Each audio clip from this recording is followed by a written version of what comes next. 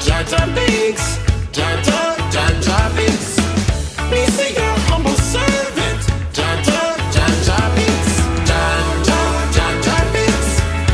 Oh, muy muy, I love you, Jar Jar Jar Jar Binks. Me say go Jar Jar Binks. Hello everybody, some would say I'm the reverse, and welcome to my review for The Flash Season 9, Episode 4, titled Mask of the Red Death, Part 1. This is, of course, the first part of the two-part finale of the Red Death storyline, and, let's just get right into my review. I thought this was a decent episode. It definitely wasn't as good as I thought it'd be. The promo for this episode was really well done. I thought it was going to be a lot better than it ended up being, just because the editing was really great, and yeah, it just ended up disappointing me a little bit. It's not a bad episode by any means. I'd say it's probably the best of the season thus far. Maybe I prefer last week's. I had a lot of fun with last week's, but I enjoyed a lot of what this episode was. But yeah, let's just jump right into the storylines. Of course, the main storyline is involving Red Death, played by Javicia Leslie. We kind of have this storyline told on two fronts. We have Red Death, all the stuff involving her versus Barry, and then we also have Ryan Wilder, Red Death, visiting Iris at the loft. So we kind of have two different things going on. We have, of course, Red Death capturing Barry, trying to use him to power her cosmic treadmill, and everything going on there with Barry being locked up in her lair and being made to power the treadmill, and he loses his speed.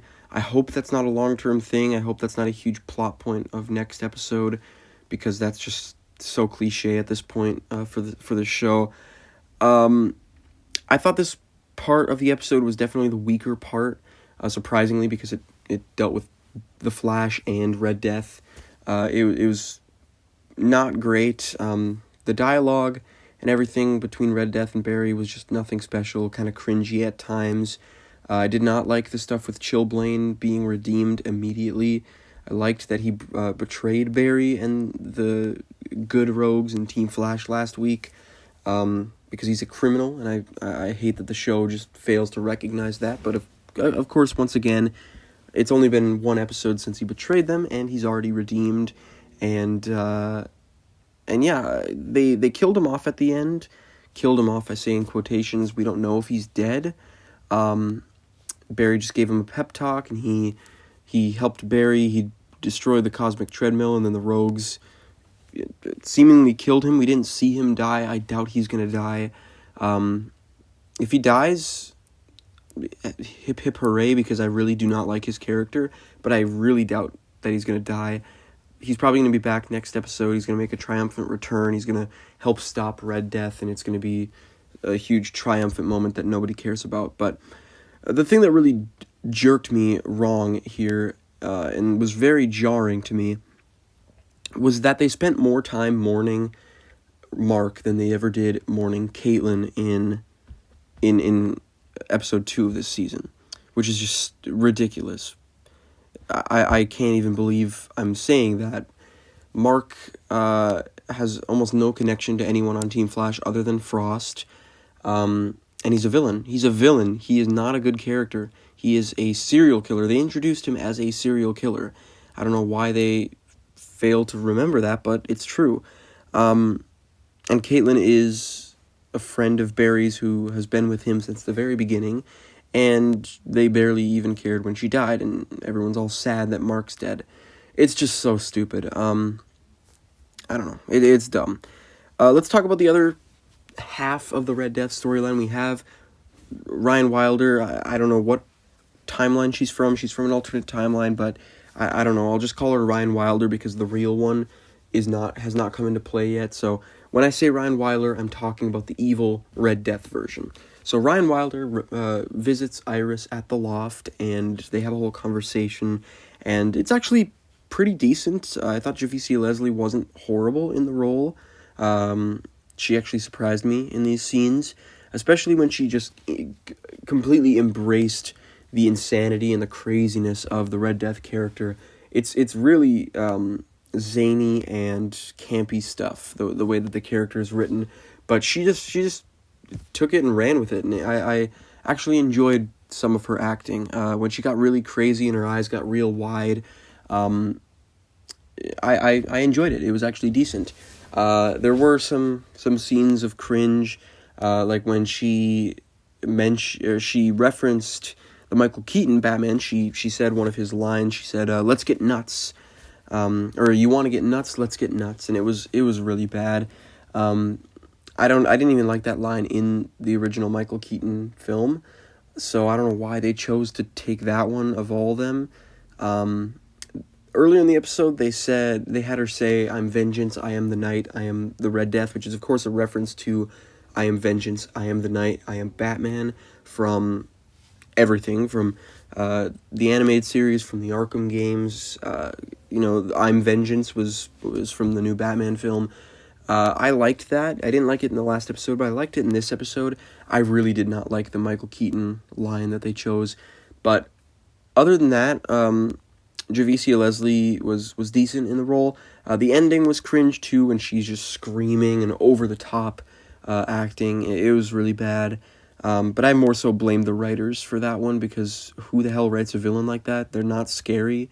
She's just having a mental breakdown in front of all of her henchmen. It's just, okay, she's not intimidating at all, but whatever. But yeah, anyways, we learn her origin story as she's telling it to Iris, and even though I kind of enjoyed these scenes, I kind of enjoyed her acting, and I did enjoy Iris actually, using that reporter brain of hers and figuring out that Ryan is not telling her the truth and poking holes in her story. I liked that. However, I really don't like the tell, don't show. Of course, everyone knows a cardinal rule of storytelling is show, don't tell. You gotta show, whether it's flashbacks or acting and actual like body language. You don't just give us exposition dumps, and that's exactly what they did when they were explaining Red Death's origin. She just talked about where she's from, what happened to her, and it's forgettable. It makes her origin convoluted, because you forget a lot of the details, because it's just her talking to us, and we don't care how she came to be, what she wants, what she's doing here, because we don't get to see that. Why didn't we get flashbacks of the evil Flash from her timeline, or the death of her Iris when she accidentally killed her Iris, and Barry breaking rogues out of Iron Heights to fight her? Why didn't we see these things? These are interesting things that are going on, and would have been really cool to see on screen. And I mean, they have Javicia Leslie, they have Candice Patton, Grant Gustin, they have everything they have to work with. They have all the sets. They wouldn't even have to change them from the ones they use. I just don't understand why we couldn't have gotten some flashbacks to her timeline. It would have been so much more interesting, and it would have made the episode a lot better. But yeah, overall, these scenes were the highlight of the episode, probably. That would have made them so much better. Other stuff in this episode. First of all, Rainbow Raider. Let's talk about him. The original Rainbow Raider from Season 1, Roy G. Bigelow, from Episode 8 of Season 1, the first ever Flash vs. Arrow crossover. He's back. He returned just out of the blue in this episode, which we knew. We saw in promo photos, set photos, the trailers. I don't know exactly what we've seen him in, but we knew if you've been following all the news and stuff, we knew that he was coming back. But he just showed up out of the blue. There was no setup, and it was kind of cool to just see him return. And his powers have evolved. He doesn't just induce anger anymore. He can induce fear, and I don't know, maybe we'll see more of him next episode. We'll see him induce other emotions, like not just rage, but maybe sadness and stuff like that. But they didn't really do anything with his character. I hope he comes back next episode, and maybe sporadically throughout the season we could see him like one or two more times. I don't know. But it was really cool to see them bring back a villain from Season 1. I don't know why he's wearing the same dirty old trench coat. Like, I mean, couldn't he have just gotten a new costume? I don't know. But it was really cool to see him again, just for nostalgia's sake. I just wish they would have done something with him. But, yeah. Chester and Allegra, we still have that whole will they, won't they thing going on. It's so boring. They're drawing it out even more. I thought that, Allegra would she's tried talking to Chester. I thought maybe they would address their stuff going on and finally, officially put a label on it. Maybe they'd start dating. We would stop having to wait for the writers to actually make that jump. But no, Chester says, we're kind of busy right now. Let's wait until after Red Death is taken care of, and then we can talk about our feelings for each other. They're drawing it out so long. This is like a 2-season long thing, and nobody cares. Nobody cared when they introduced this plotline. Why are they drawing it out? Who are they appealing to? Is there like some corner of Twitter that just really loves Chalegra or whatever their ship name is called? It's baffling to me. Who wanted this? Who did? Speaking of who wanted this, we get more Cecile. Great. We get more stuff with Cecile and Joe, and they're like, will we move out of Central City or will we stay? We get more of that, and at the center of all that is actually Jenna. Jenna came back in this episode, which, she's not a great character or anything. It's like not super exciting to see her or anything, but at least they acknowledged that she existed. It's been so long. I think it was the last time I can remember actually seeing Jenna on screen was Season 6, Episode 12. I remember the scene with Cecile and Jitters talking to Ralph and Sue when Sue was introduced. You guys remember the episode where Sue was introduced? Sue, who's been showing up sporadically for a few years now. When she first appeared was when Jenna last appeared. That's how long it's been. It's been like 4 years. That's insane. But, Jenna's in here now.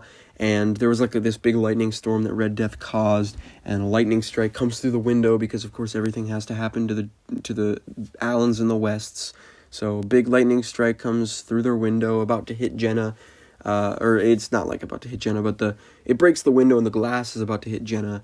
And Cecile comes and stops the glass with her awesome, badass telepathy powers. Or is it telepathy or telekinesis? I don't know. I think it's telepathy. She stops it with her force powers, I guess. I don't know. I don't care, really. I'm so sick of Cecile. At least she was only in like 3 scenes, but yeah, I just don't like her character. But yeah, overall, that's basically what happened in this episode. We learned all this stuff about Red Death. We got Mark redeemed, and then question mark, is he killed? We don't know. Chalegra is still trudging along at a snail's pace. Jenna was back. Cecile is... I forgot to mention they decided eventually at the end of this episode to stay in Central City. I don't know if that'll last, but right now they're staying. But yeah, that's basically all that we got from this episode. And that's it. Next episode is, of course, the finale to the Red Death storyline. It was way too short. I really wish that they would have given Red Death like maybe 6 episodes at least, where she's actually, prevalent in all of them instead of showing up sporadically in the first 2 episodes and then being introduced completely in the 3rd episode. It was too short, and I just haven't enjoyed what they've done with it so far. So far it's been really disappointing. I really hope the next episode is good. Based on the set photos, if you don't want to be spoiled, by the way, you guys can click off now since I'm going to talk about the set photos a little bit. The set photos look kind of promising with the actual Ryan Wilder Batwoman coming back to fight Red Death. That could be cool. Batwoman versus Red Death, Ryan Wilder versus Ryan Wilder. And that could be cool. I hope Barry gets his speed back early on in the episode, or else this is going to be another boring episode of him not having his speed and them trying to find out a different way to stop the villain. But yeah. Anyways, I'm just excited to get done with this storyline and move on to what is most likely going to be the best part of the season, which is, all the Cobalt Blue and Reverse Flash stuff that's coming later on. So, yeah. Tell me in the comments what you thought about this episode. What do you think about this Red Death storyline so far? Are you excited for the finale? Or are you optimistic? Do you think they're going to botch it? What do you think? And, yeah. Just tell me your thoughts about the arc, the episode, everything. How do you think Javicia Leslie is in the role? Do you think she's too campy, or do you like her kind of, embracing the camp and the craziness? I personally do. There are a few cringe moments here and there, but overall, I do think she's better than I thought. But yeah. So, anyways, thank you guys for watching. Don't forget to like, share, and subscribe. See ya.